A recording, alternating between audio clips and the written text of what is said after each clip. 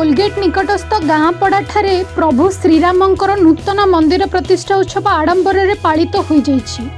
9 दिन व्यापी अनुष्ठित उत्सव आखपाख अंचल जोगदे हजार हजार श्रद्धालु।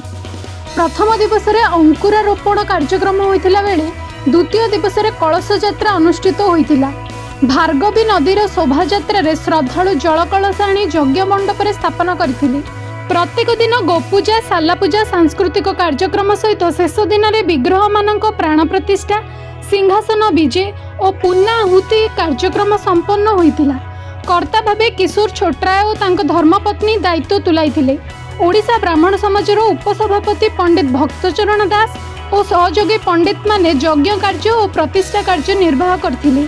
ओरकल पंचायतर जनसाधारण माने कार्यक्रम में पूर्ण सहयोग करथिले।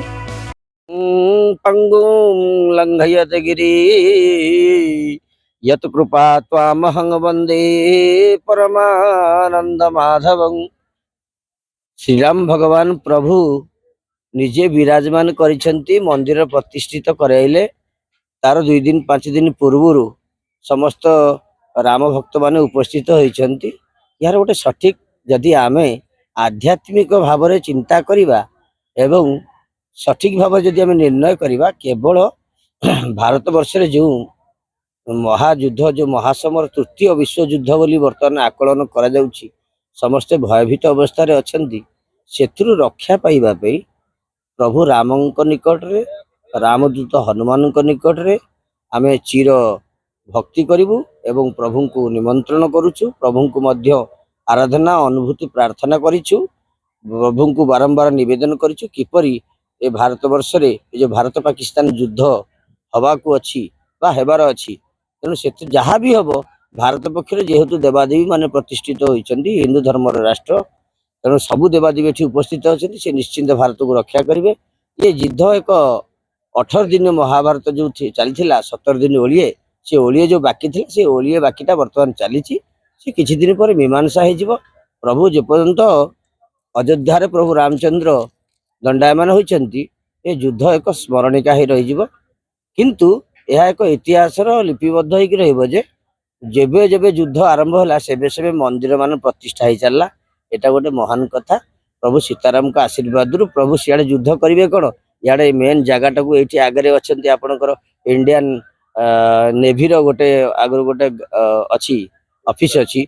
तेणु जेहेतु से कोस्ट गार्ड ऑफिस अछि वे तो प्रभु से जगाटा को जगी देले। भगवान रामदूत हनुमान को मध्य प्रयोगात्मक विधान रे निजे मध्य अष्टधातु मूर्ति रे पितल मूर्ति रे बनै हनुमान को भी पाखे रखी दैछंती। तामाने विश्व रक्षा निमंते स्वयं भगवान निजे ही विराजमान करछंती। तेणु रामंकर लीला गुरु बिनु भवनिधि तराई न कोई जोई बिरंची शंकर सम होई। तेणु प्रभुंकर ये लीला से अपरंपर लीला को आम अनुभव करवा प्रभु को दर्शन करवा प्रभु का आशीर्वाद पाइबा एति कहबी। जय सीताराम जय श्रीराम। ये मंदिर आज जो प्रतिष्ठा करागला अपन जानती दीर्घ 10-11 वर्ष है आमर ये पाखापाखि अंचल राम मंदिर नथिला। तेणु ये गुरुसाई ओरकल अंचल किसी बुद्धिजीवी जो मैंने कि हिंदू धर्म सनातनी भाई मैंने मिसिक गोटे राम मंदिर करने योजना करागला। से दिन ठार मंदिर फाउंडेशन पड़ते अति मंथर गति कार्य चली 3 वर्ष है युद्धकालीन भितर मंदिर कार्य अग्रगति करी आज समाप्त घटी।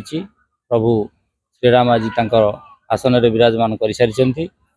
यही कार्यक्रमटी 9 दिन व्यापी करा जायतिला।